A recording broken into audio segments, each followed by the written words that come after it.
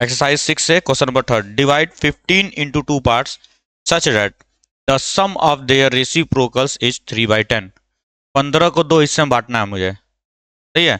एक हिस्से को x मान लेते हैं, तो अगला हिस्सा क्या हो जाएगा 15 माइनस एक्स, या तो y मान लो तुम, या तो x और y ही मान लो तुम। कि पहला हिस्सा जो है, let the first part be x and second part be y। ऐसे भी कर सकते हो तुम, या तो दूसरा वाला में दूसरा बताऊंगा मैं। तो इन दोनों पार्ट को जोड़ने पे कितना होना चाहिए था, 15 होना चाहिए। x plus y is equal to 15, ये हो गया इक्वेशन नंबर 1।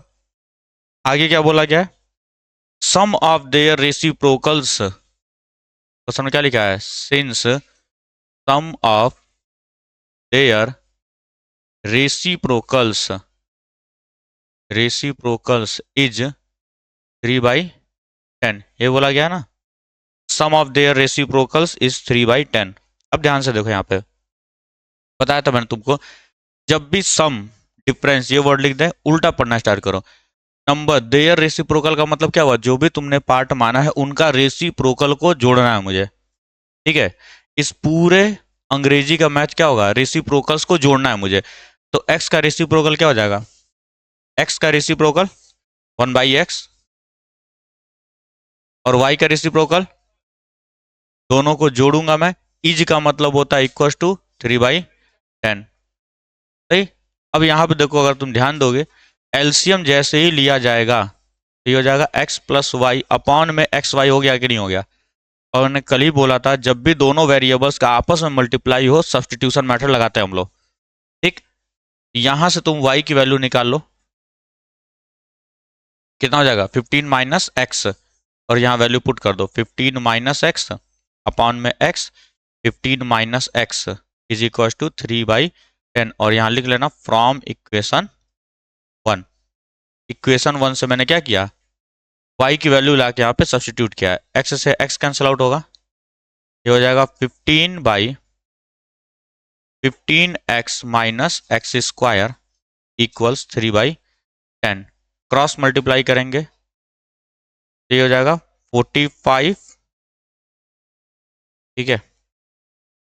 से लिखते हैं इधर, क्रॉस मल्टीप्लाई करेंगे तो कितना हो जाएगा 150 equals 15 3 45x minus 3x square. सबको इधर ले आओ, माइनस 3x स्क्वायर इधर आके क्या बनेगा, plus 3x square, minus 45x हो जाएगा ये, और ये प्लस का 150 रहेगा।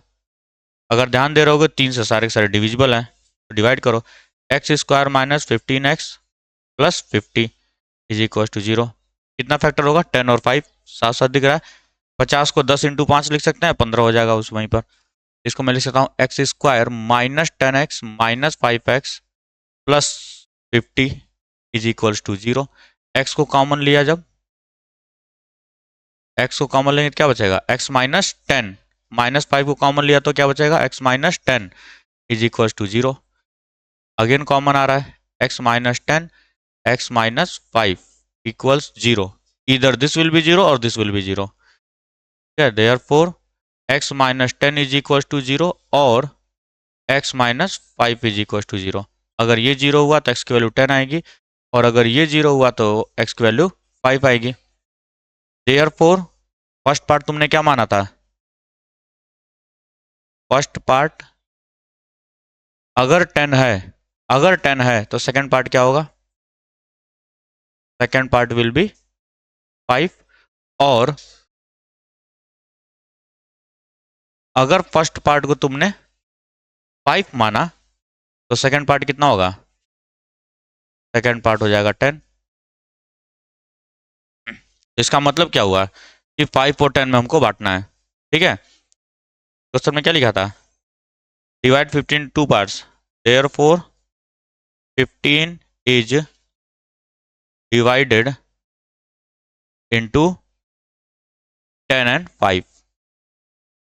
15 को मैं 10 और 5 में डिवाइड करूंगा, कोई कंफ्यूजन है ना। क्या दिक्कत है इसमें? आसान आसान सवाल पूछोगे लो। Question number 5, find two consecutive positive odd numbers. ध्यान से सुन लो, पॉजिटिव ऑड नंबर्स बोला गया है, सही है।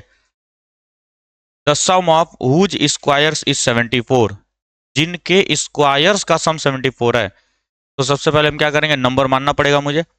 अगर मैं पहले ऑड नंबर को x मानता हूं तो उसका अगला ऑड नंबर क्या होगा? y क्या लिए मानोगे यहाँ पे? x प्लस 2 होगा ना, 2 होगा, क्योंकि 3 अगर मान लेता हूं मैं, 3 है मेरा ऑड नंबर, तो 3 के अगला नंबर कौन सा होगा? 5 प्लस 2 है। चाहे इवन हो चाहे ऑड हो, एक के बाद आते हैं वो, तो x प्लस 2 मानेंगे हम लोग।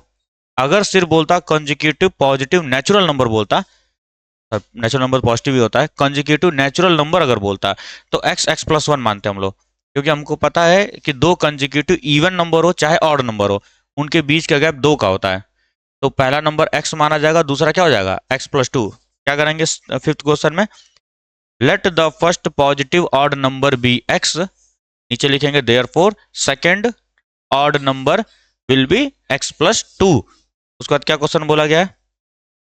दोनों का स्क्वायर, तो एक्स स्क्वायर प्लस टू का whole square is equal to 74। Quadratic equation बनेगा, सॉल्व करोगे आंसर आ जाने वाला है। अगला कौन सा है डाउट? चौथा भी। The sum of squares of two positive integer, यहां देखो पॉजिटिव इंटीजर बोल दिया है, तो अगर मेरा पॉजिटिव इंटीजर 3 है तो अगला क्या होगा? 4 होगा, ठीक। लेकिन यहाँ पे कॉन्जिक्यूटिव की बात नहीं कर रहा है। The sum of squares of two positive integers is 208 if the square of larger number is 18 times the smaller number, find the numbers। क्या बोला गया हमसे कि दो पॉजिटिव इंटीजर हैं जिनके स्क्वायर्स का सम, जिनके स्क्वायर्स का सम कितना दिया गया है? 208। यदि if square of larger number is 18 times the smaller number, find the numbers. तो सबसे पहले क्या करेंगे, हम नंबर्स को मानना पड़ेगा। नोट करना है क्या इसको? क्वेश्चन नंबर 4 में क्या किया जाएगा? लेट, क्वेश्चन नंबर 4 में बोला गया है the sum of squares of two positive integers is 208। तो लेट द फर्स्ट, या let the positive integers be x and Y.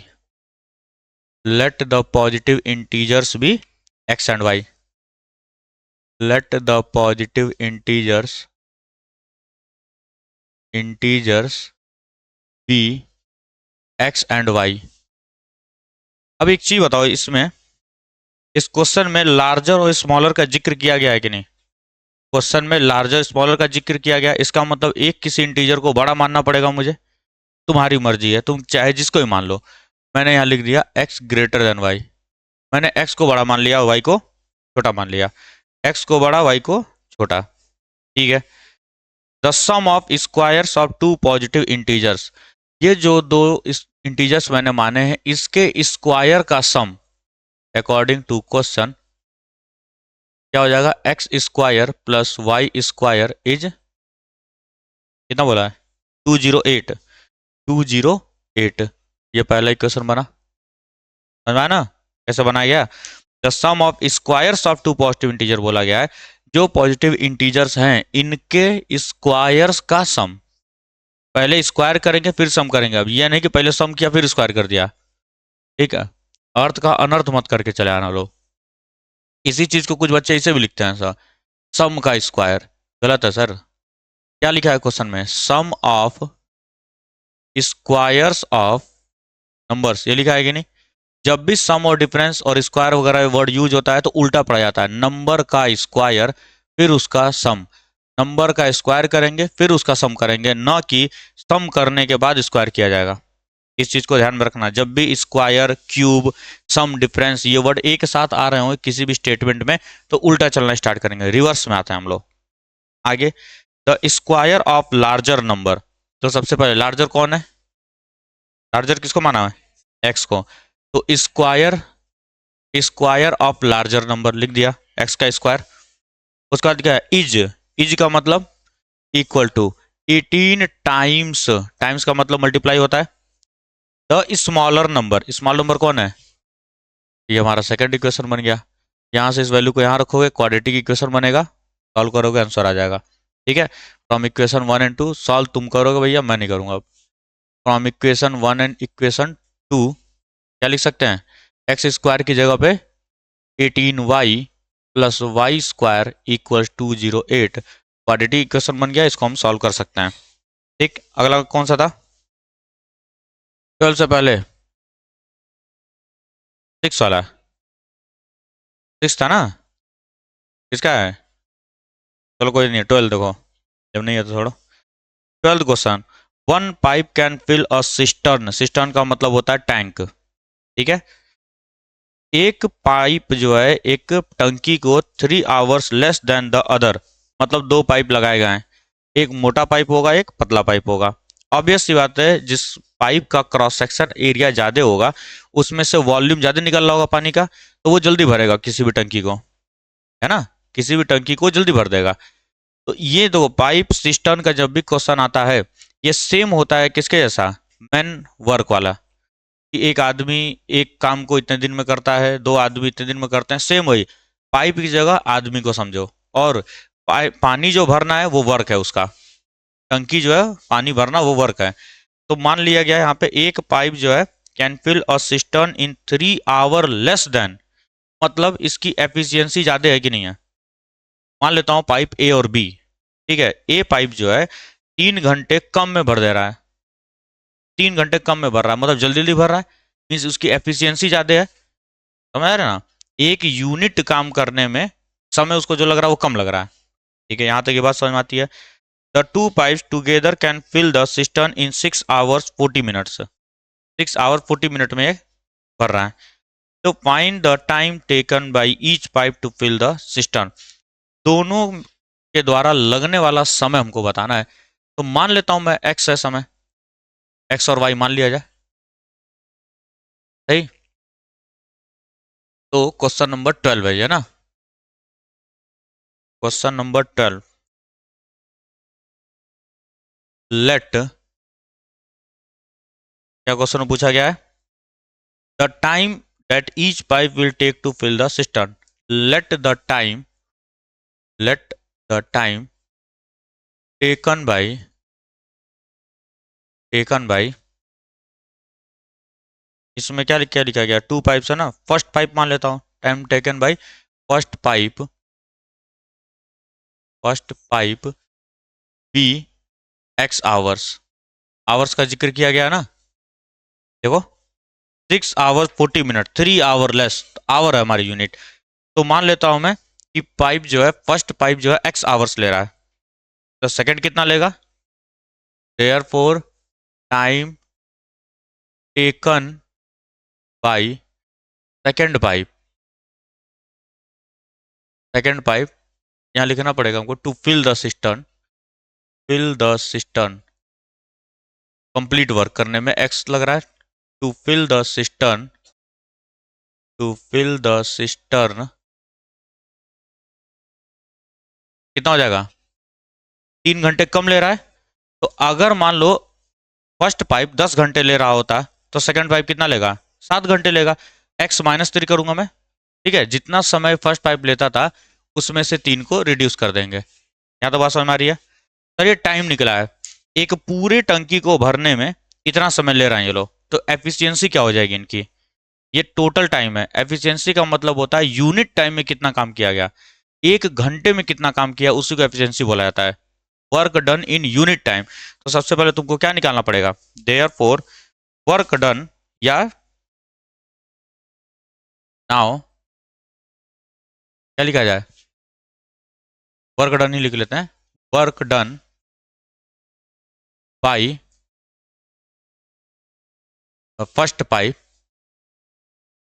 First pipe in 1 hour, in 1 hour, 1 hour, एक पूरे टंकी को भरने में, पूरे टंकी को भरने में एक्स घंटे ले रहा है, ठीक है, पूरे टंकी को भरने में मतलब 100% भरने में, 100% भरने में वो एक्स आवर्स ले रहा है। तो मैंने कहा 1% में कितना लेगा, तो 1/x करेंगे क्या, 1/x यहाँ ऐसे होगा, एक्स घंटे में, एक्स आवर्स में वो 1 भर रहा है, 1 का मतलब 100%। तो 1 घंटे में कितना भरेगा, 1 आवर में कितना भरेगा, इधर भी x से डिवाइड किया और इधर भी x से डिवाइड किया, तो कितना हो जाएगा 1/x। और इसी 1 आवर में किया गया काम को हम क्या बोलते हैं, एफिशिएंसी बोलते हैं। ईटा सिंबल से रिप्रेजेंट करते होगे फिजिक्स में, ठीक। तो work done by first pipe कितना हो जाएगा, 1/x हो जाएगा। Similarly work done by second pipe, work done by second pipe in 1 hour. 1 घंटा निकालना जरूरी है बालक, क्योंकि एफिशिएंसी चाहिए हम लोग को। उसके बाद हम लोगों ने क्या पढ़ा था, efficiency when multiplied by time will give us total work, ये पढ़ाया गया था। Efficiency when multiplied by time will give us total work. Total work को हमेशा क्या माना जाएगा, 100% या 1। ठीक है, जब तक क्वेश्चन बोलेगा नहीं कि 60% भरा 70% भरा, तब तक हम 1 मान के चलेंगे। ठीक है, the two pipe together can fill the cistern in 6 hours 40 minutes। दोनों मिल करके, ठीक है, given time taken by both to fill the cistern is equal to कितना है, 6 hours 40 minutes। तो 6 hour 40 minute चेंज करना पड़ेगा, पापी यूनिट आ चुकी है ना यहाँ पे एक। तो 6 + 40/60 कैंसिल आउट करेंगे, 2/3 होगा ये। 6 3 18 20/3 आवर्स, 20/3 आवर्स दोनों मिल करके इतना टंकी को भरेंगे। बस हमारा फॉर्मूला है यहाँ पे। Therefore efficiency multiplied by time is equals to total work होगा। सही, एफिशिएंसी कितने, दोनों मिल करके काम कर रहे हैं कि नहीं, तो दोनों की क्षमता जो होगी दोनों ऐड होगी, दोनों की एफिशिएंसी ऐड करनी पड़ेगी, क्योंकि दोनों मिल करके काम कर रहे हैं। कितना हो जाएगा, 1/x इसकी एफिशिएंसी है और इसकी एफिशिएंसी कितनी है, प्लस 1/x-3। ये टोटल एफिशिएंसी हुई, मल्टीप्लाइड बाय कितने देर के लिए काम कर रहे हैं लोग, 20/3 आवर्स के लिए। और टोटल वर्क कितना हो जाएगा, 100% 1। ठीक, अब यहाँ से सॉल्व करने आता ही है तुमको, यहाँ से सॉल्व करने तुम्हें आता है, सॉल्व कर लेना। अगला जो वर्ड प्रॉब्लम है तुम्हारे सिलेबस में वो है ज्योमेट्रिकल फिगर्स पे, वो सबसे आसान है। स्टेटमेंट कैसे लिखा रहेगा, length is 3 more than it's width. ठीक है, length is 4 times it's width, ऐसे करके लिखा रहेगा। तो मान लो एक स्टेटमेंट लेता हूं मैं, length is 4 more than it's breadth, ऐसे बोला गया है। तो लेंथ को तुमने अगर एल माना है, तो एल इज का मतलब इक्वल टू 4 का मतलब 4, मोर का मतलब प्लस, किससे, विड्थ से। विड्थ को भी बोला है तुमने, तो हो गया, इंग्लिश मैथ बन गया। उसके बाद से क्या दिया गया होगा, एरिया देगा। एरिया क्या होता है, रेक्टेंगल का, एल इंटू बी। एल की जगह पे ये वैल्यू लाके पुट करो, क्यों, एल इंटू बी मल्टीप्लाई में है कि नहीं है। जब भी दो वेरिएबल्स मल्टीप्लाई में होंगे तो सब्सटीट्यूशन मेथड लगेगा, बार बार बोल रहा हूं इस चीज को। जब भी दो वेरिएबल्स आपस में मल्टीप्लाई में होंगे, जब मैं एरिया निकालूंगा, यहाँ पे जब एरिया निकाला जाएगा तो क्या होता है, वो एल इंटू बी होता है। दोनों वेरिएबल आपस में मल्टीप्लाई में आ गए कि नहीं आ गए, ठीक। तो क्या करेंगे, एल की वैल्यू उठा के यहाँ रख दो, तो यहाँ पे क्वाड्रेटिक इक्वेशन बनेगा, उसका क्वेश्चन सॉल्व हो जाएगा। हम लोग अगला चलते हैं, अगले वाला टॉपिक पे, इसका क्वेश्चन लगा लेना। अब जो अगले टाइप का क्वेश्चन बनता है वो बनता है डिस्टेंस, स्पीड और टाइम पर। सबसे आसान ये भी है, ये भी आसान है, जाना है क्या, तो जाओ निकलो।